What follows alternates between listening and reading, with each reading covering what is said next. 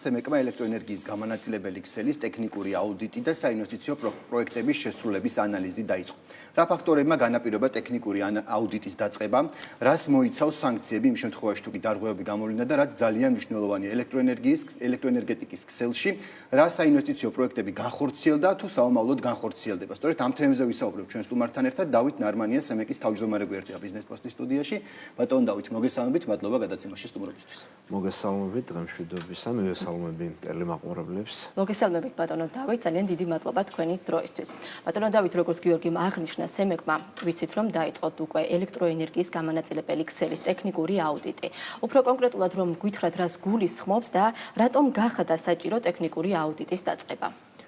რამდენადაც თქვენთვის ცნობილია და არაერთხელ აღნიშნეთ, ჩვენ წინა წლის დეკემბერში, როცა ახალი საინვესტიციო გეგმა დაუმტკიცეთ თელას და ენერგოპროს, როგორც დედაქალაქში, ასევე რეგიონებში, მნიშვნელოვნად გავზარდეთ საინვესტიციო პროექტების მოცულობა, გაორმაგდა, შეიძლება მარტივად ითქვას, რაც ნიშნავს იმას, რომ უფრო მეტი ტრანსფორმატორი, უფრო მეტი გადამცემი ქსელი, სისტემა, ბოძები უნდა გამოიცვალოს და მოწესრიგდეს, რათა შემცირდეს ავარიული გამორთვების რიცხვი ქვეყანაში და ბუნებრივია ამ ყველაფერს თანსდევს მონიტორინგი.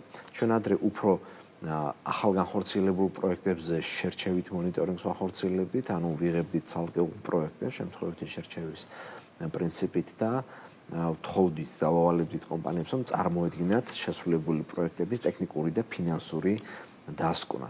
ერთ-ერთი ესეთი შემთხვევა გქონდა, როდესაც წარმოდგენილი იქნა დასკვნა და სინამდვილეში ადგილზე არსებული მდგომარეობა იყო განსხვავებული, აქედან გამომდინარე ტექნიკურ წესებთან და სტანდარტებთან შეუსაბამობა იქნა გამოვლენილი, ამიტომაც მიიღო კომისიამ განაცხადება, რომ ეს პროცესი კიდევ უფრო მეტად გაამკაცროს, ხოლო კერძო კომპანია, რომელმაც ეს დაკვეთა შეასრულა, მის მიმართ გატარდა შესაბამისი პასუხისმგებლობა.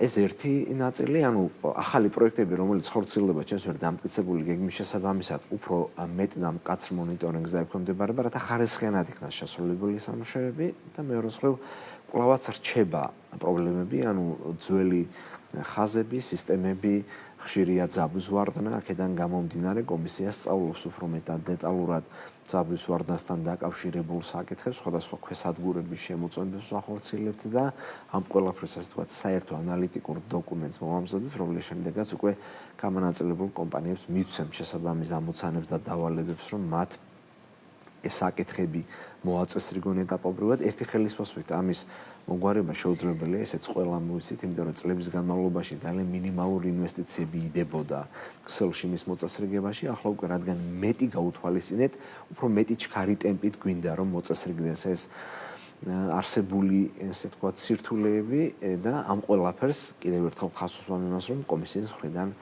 მკაცრი მონიტორინგი გაყვება. ბატონ დავით, რომ მოვუწუროთ აუდიტის საკითხი, საინტერესოა დარღვევების შემთხვევაში ერთის მხრივ როგორი იქნება სანქციები, რა არის გათვალისწინებული ამ კუთხით, თუ კი დარღვევები გამოვლინდა და ასევე ძალიან საინტერესოა რა ვადაში უნდა მოხდეს ამ აუდიტის ჩატარება, თუ ამ ყველაფერს ექნება პერმანენტული ხასიათი. ამ ყველაფერს ექნება პერმანენტული ხასიათი, ჩვენი ტექნიკური ჯგუფები რეგიონებში უკვე დადიან, იყვნენ სამეგრელოში, იყვნენ კახეთში, ასევე დამატებით სხვა რეგიონებსაც მოივლიან, რათა საერთო სურათი დავინახოთ. დედაქალაქში პერიოდულად არის ასევე გასვლები სხვადასხვა ობიექტებზე. ამდენად შემოწმება პერმანენტული ხასიათი ექნება. რაც შეეხება დარღვევის მასშტაბიდან გამომდინარე, ჩვენ კანონით გვაქვს შესაძლებლობა 5,000-დან 75,000 ლარამდე ჯარიმა შეუფარდოთ კომპანიას, ხოლო იგივე შეცდომის გამეორების შემთხვევაში გაორმაგებული ჯარიმაა კანონით ასევე გათვალისწინებული. აქედან გამომდინარე, ეს არის სანქციების მექანიზმები, რომელიც ჩვენ ხელთ გვაქვს. და რაც შეეხება რეგიონულ განაწილებას, რამდენად ხდება ეს მთელ საქართველოს მოიცავს, ხო არა ეს კონკრეტულად. რა თქმა უნდა, როგორც დედაქალაქს, ასევე რეგიონებს.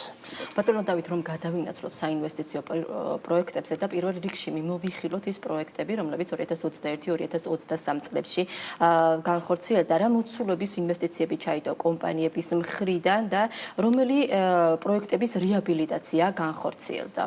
საშუალოდ 60-80 მილიონი ლარი იხარჯებოდა თელასის მიერ, ოდნავ მეტი ენერგოპროს მიერ წლის განმავლობაში.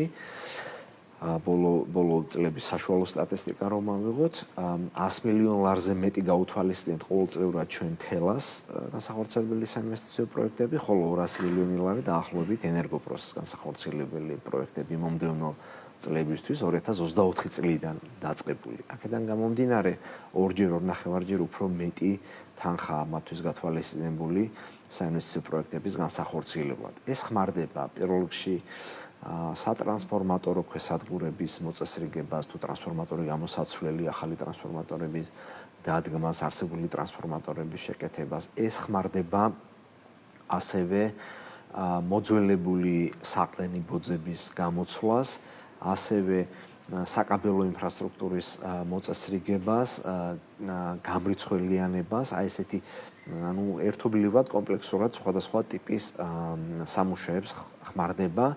ყველაზე მეტი და მწვავე პრობლემა სადაც არის, იქიდან იწყება, ყველაზე ხშირი ავარიები და გამორთვები სადაც არის, ეს არის ნომერ პირველი პრიორიტეტი და შემდეგ მიყვება კომპანია ნაკლებ პრიორიტეტების მიხედვით.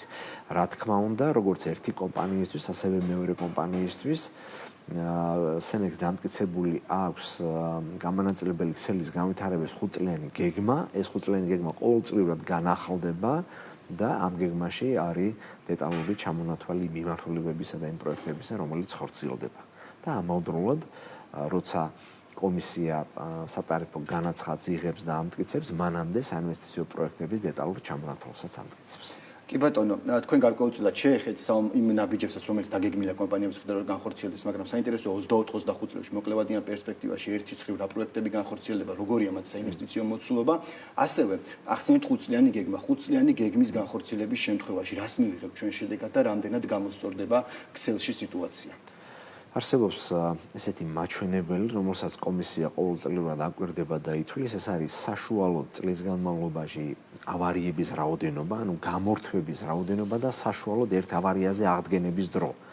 შესაბამისად, მთავარი ამოცანა ამ პროექტების განხორციელების და უმთავრესი კრიტერიუმი არის ის, რომ ავარიების რაოდენობა შემცირდეს, ანუ ფიზიკურ მაჩვენებლებში და მეორე საშუალოდ ერთ ავარიაზე გამორთვის დრო შემცირდეს ასევე. ჩვენ სენაზე ამას საიდის და საიფს ვეძახით.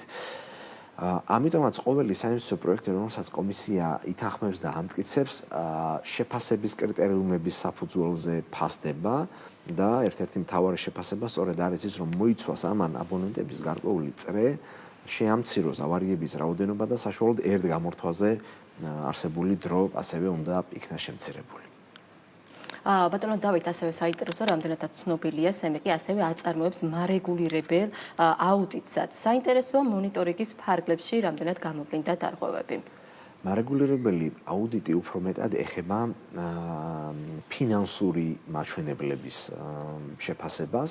ერთის მხრივ ჩვენ კომუნალურ კომპანიებში დამტკიცებული გვაქვს საშუალო შრომის ანაზღაურების მოცულობა, ამიტომ ამ შრომის ანაზღაურების გაცემის კანონიერებას სისტორეს უყურებ. მეორე მხრივ არის სხვა ტიპის ხარჯები, როგორიც არის უშუალოდ მათი კომუნალური ხარჯები, მათი მივლინებასთან დაკავშირებული ხარჯები და ასე შემდეგ. ამ ყველაფრის აუდიტს ვახორციელებთ და შესაბამისად ამ აუდიტის შედეგად არის გარკვეული ხარჯები, რომელსაც კომისია მიიჩნევს მიზანშეწონილად და ითვალისწინებს ტარიფში და არის მთელი რიგი ხარჯებისა, რომელსაც არ ითვალისწინებს და არ აუსახავს ტარიფში. მაგალითად, თქვათ, ტექნიკა, რომელსაც შეიძენს კომუნალური კომპანია, ჩვენ მხოლოდ იმ ტექნიკას უთვალისწინებთ ხარჯებში, რომელიც სამუშაოების შესასრულებლად არის საჭირო, ანუ სპეცტექნიკა. თუ ასე თქვათ, ძვირად ღირებულ ავტომანქანას იყიდის კომუნალური კომპანიის ხელმძღვანელი და დამფუძნებელი ამის უფლებას მას აძლევს, ეს მხოლოდ მოგებიდან შეიძლება კომპანია მიყიდოს და არა მომხმარებლის ხარჯზე, ამიტომ ესეთი ტიპის ხარჯებს არ უთვალისწინებთ.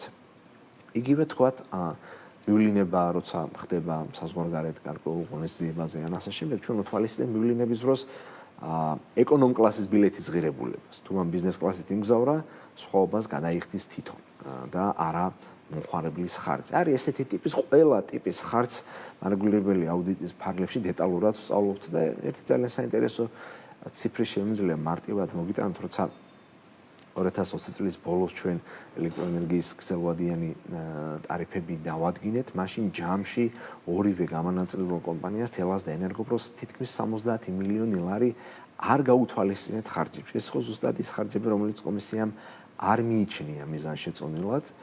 ჩვენ რო ეს ხარჯები გაგვთვალისწინებინა, ტარიფები ზედა გაცილებით მეტი იქნებოდა.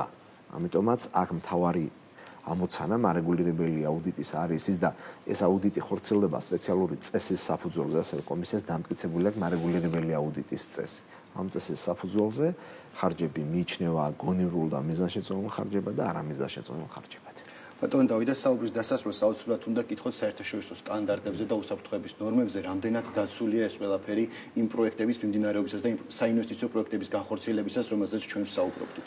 საინვესტიციო პროექტები, როცა ხორციელდება, მისი დაპროექტება, იგივე ხაზის პროექტირება, ქვესადგურების პროექტირება და ასე შემდეგ, რომელიმე ჩვენს მიერ აღიარებული სტანდარტის საფუძველზე უნდა მოხდეს. ჯერ კიდე ძალაშია ძველი სტანდარტები, ამავდროულად აღიარებული ევროპის ყველა ქვეყნის სტანდარტები, შესაბამისად არა აქვს მნიშვნელობა, რომელი სტანდარტის საფუძველზე დაპროექტდება, ამ სტანდარტით უნდა შესრულდეს სამუშაოები, ამიტომ ჩვენ ვაკვირდებით, რა თქმა უნდა,